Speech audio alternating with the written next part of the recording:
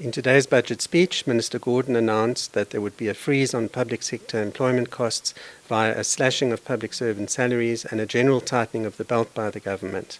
On the other hand, the government's looking for an extra 18 billion rand of revenue from higher income earners via tax increases.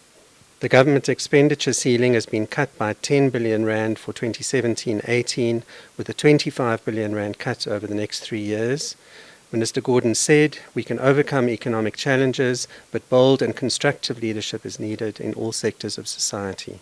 As regards tax proposals, there will be personal income tax relief of 5.5 billion rand, which partially compensates for the effects of inflation.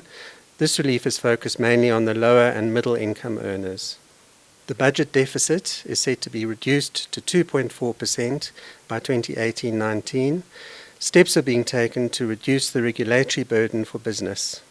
As regards state-owned entities, various rationalisation options are being pursued. A specific initiative is the possible merger of SAA and SA Express. An additional 16.3 billion rand is being made available for higher education over the next 3 years. 5.7 billion will be required for the 2016 fee freeze, and basic education spending is going from 204 billion this year to 254 billion in 2018-19. Higher capital gains inclusion rates are being introduced. This will contribute an extra 2 billion rand in revenue. There will be higher transfer duty on properties above 10 million rand, with the rates going from 11% to 13%, and the current taxes on wealth are under review. Fuel levy is going up by 30 cents a litre. A tyre levy is being introduced. We're also seeing the introduction of a tax on sugar-sweetened beverages, and taxes on alcohol and tobacco products are going up by 6.85%.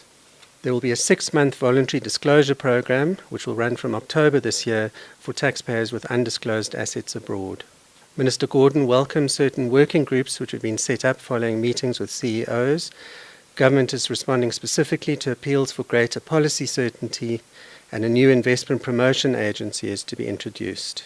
Government will need to find 1 billion rand for drought relief and for farmers and consumers.